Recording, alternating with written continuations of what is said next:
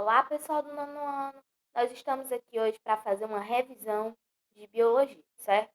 Então, quais são os capítulos que aí vai cair nessa prova e que a gente precisa revisar? Então, a gente vai revisar sobre segunda lei de Mendel, sobre primeira lei de Mendel, sobre sistema ABO e doenças genéticas.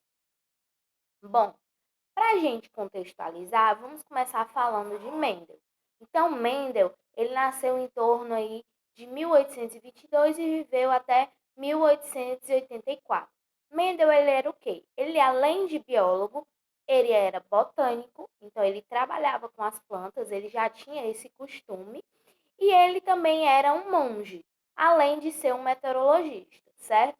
Ele, por conta dos seus experimentos com plantas, ele ficou conhecido como pai da genética. Como foi que ele ficou conhecido como pai da genética? Ele fez trabalhos utilizando ervilhas, onde ele cruzou linhagens de ervilhas diferentes, primeiramente de cores diferentes, verdes e amarelas, e depois de texturas diferentes, lisas e rugosas, certo? E assim, com esses experimentos, ele deu a primeira ênfase sobre hereditariedade, ou seja, que as características dos pais eram transmitidas para os filhos. Então, assim, ele postulou duas leis, a primeira e a segunda lei de Mendel, que a gente vai ver mais adiante. Bom, a primeira lei de Mendel, ela ficou conhecida como lei da segregação dos fatores, ou seja, que os fatores se separavam, entendeu? Eles não aconteciam em conjunto.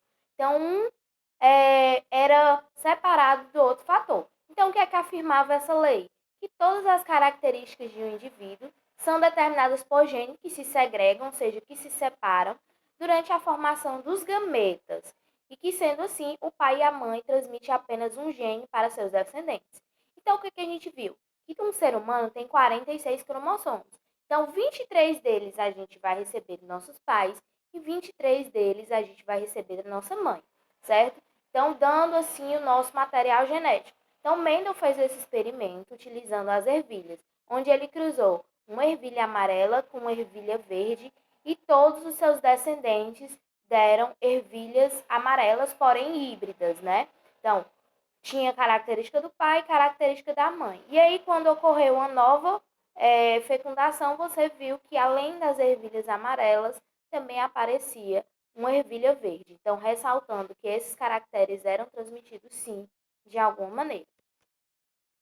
Então, aqui nós temos uma atividadezinha para ressaltar essa primeira lei de Mendel.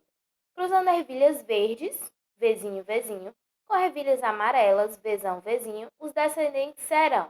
Então, a gente vai utilizar o que para fazer essa resolução? O quadro de Punney, que é esse quadrozinho rosa que eu já coloquei aqui embaixo, certo? E aí, nós vamos fazer o quê? Vamos colocar os descendentes. Então, o verde de um lado, o amarelo do outro, como está na imagem aqui. Então, aqui, eu coloquei as características, né, do amarelo e aqui eu coloquei as características do verde, tá bom? E aí nós vamos fazer o cruzamento. Esse cruza com esse e depois cruza com esse.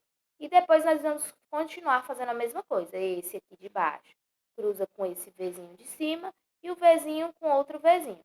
E aí nós vamos obter assim, né, o cruzamento. Vzão, Vzinho, Vzinho, Vzinho. Vzão, Vzinho, Vzinho, Vzinho. Então, vai me dizer o quê? Que onde eu tiver Vzinho, Vzinho, eu tenho o quê? Ervilhas verdes. E onde eu tiver Vzão, Vzinho, eu tenho o quê? Ervilhas amarelas. Então, dizendo que eu tenho 50% dos meus descendentes amarelos e 50% dos meus descendentes verdes. Então, a alternativa correta é C de casa, onde ele afirma que 50% são amarelas e 50% são verdes. Bom, agora vamos para a segunda lei de Mendel. Professora, mas a segunda lei de Mendel é mais difícil, mais complicada. Não, ele só vai usar, em vez de uma característica, duas características. Então, ele usava caracteres 2 a 2. Então, por exemplo, ele queria saber a cor e a textura juntos, né? E assim ele deu o nome de lei da segregação independente. O que é que ele afirmava nessa lei? Que para dois ou mais caracteres, distribui-se independentemente para os gametas e combina-se ao acaso. Então, é uma coisa ao acaso. Então, essa herança era independente. Então, uma coisa não dependia da outra para acontecer. E aí ele fez um experimento usando ervilhas amarelas e lisas e verdes e rugosas. E aí seus descendentes foram todos amarelos e lisos. E aí, quando aconteceu a autofecundação, eu tive amarelas e lisas, amarelas e rugosas, verdes lisas e verdes e rugosas, certo? Então, isso acontecia independente do cruzamento, certo? E aí, aqui tem, né, bem direitinho como é que eu vou fazer esse cruzamento. Então, o que vai determinar se a ervilha é amarela e lisa vai ser Vzão, Vzão, Rzão, Rzão. E se for verde rugosa, Vzinho, Vzinho, Rzinho, Rzinho. Então, para o caractere liso, eu uso Rzão, Rzão. Para o caractere rugoso, Rzinho, Rzinho. Para o caractere amarelo, Vzão, Vzão. E para o caractere verde, Vzinho, Vzinho. Professor, e essas letras? Essas letras a gente já tinha visto que elas são trabalhadas ao acaso, né? Você coloca uma letra que você acha que represente melhor. E aí nós vamos fazer o quê? Fazer a junção, né? O cruzamento desses gametas. E aí nós vamos ter a primeira geração, né? E aqui, no caso, foram gerações amarelas. E aí eu vou pegar e fazer o quê? Ver meus gametas. Então, Rzão se junta com Vzão, depois Rzão com Vzinho, depois Rzinho com Vzão e depois Rzinho com Vzinho. Então, nós vamos contar os gametas que estão aqui, ó, onde eu estou mostrando para vocês. E aí, nós vamos colocar esses gametas dos lados e fazer o cruzamento para ver os descendentes que terão, certo? E aqui nós vamos ver que nós temos descendentes diferentes. Então, nós temos amarelo liso, amarelo rugoso, verde liso e verde rugoso. Isso é a segunda lei de Mendel. Então, ele vai usar o mesmo quadro de Punnett, só que vai ser um quadro bem maior, de acordo com para comportar, né, vamos dizer assim, todas essas características. E aí vamos fazer uma questãozinha, né? Os coelhos do gene P produzem pelagem preta. E seu alelo recessivo Pzinho, pelagem parda. Desde que estejam presentes no gene azão. Os animais azinho-azinho são sempre albinos, considerando que ocorra segregação independente, ou seja, a segunda lei de Mendel, entre esses genes a partir do cruzamento. Pzão, Pzinho, azão, azinho, Pzinho, Pzinho, azinho, azinho. O que é que a gente vai fazer inicialmente? A gente vai separar esses genes e colocar aqui. Então, vai ser, né? Pzão com azão, Pzão com azinho. Então, eu estou colocando eles nessa fileira. Pzinho com azão e Pzinho com azinho. Então, eu coloquei aqui. Então, eu vou fazer primeiro um e agora eu vou fazer o outro. Pzinho com azinho, Pzinho com azinho. Pzinho com azinho, Pzinho com azinho. Então, assim que a gente vai fazer. E agora nós vamos fazer o cruzamento, igual a gente fez na primeira lei de Mendel. Nós vamos cruzar esse aqui com esse aqui, esse aqui com esse, e aí vai, sucessivamente. Então, nós vamos obter o quê? Né? No primeiro cruzamento. Então, nós vamos fazer isso para todos os cruzamentos. E aí, nós vamos observar o quê? Agora, nós vamos tentar responder o que ele quer, né? Ele quer saber qual vai ser a proporção. Então, nós vamos identificar primeiro quem são os pretos, quem são os pardos e quem são os albinos. Então, os pretos têm que ter o gene Pzão, né? Então, onde eu tiver esse meu gene Pzão, né? Nós vamos ter aí os pretos. Onde eu tiver o azinho, né? Onde eu tiver animais azinho, azinho, nós vamos ter os albinos. Então, onde eu tiver azinho, azinho, a gente já sabe que são albinos. E aí, onde eu tiver o meu P pequeno, com um ar grande, ó. Então, pezinho, pezinho, azão, azinho, pezinho, pezinho, azão, azinho. Eu vou ter os meus pardos, certo? Então, como é que a gente vai fazer? Agora a gente vai contar esses descendentes. Então, nós vamos ter 4 descendentes pretos, ó, 8 descendentes albinos e 4 descendentes pardos. E aí, nós vamos fazer o quê? Dividir por 4, que é a quantidade aí de genes, né? De gametas que nós utilizamos. E aí nós vamos ter a proporção 1 para 1 para 2. Então, eu coloquei já na ordem: preto, pardo e albino, certo? Então, a resposta correta é a A.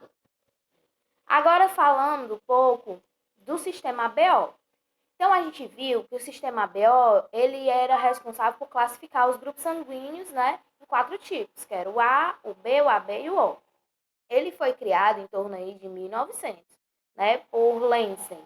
E aí ele descobriu 3 alelos, né, que iam decodificar os meus tipos sanguíneos, que era o IA, o IB e o I pequeno.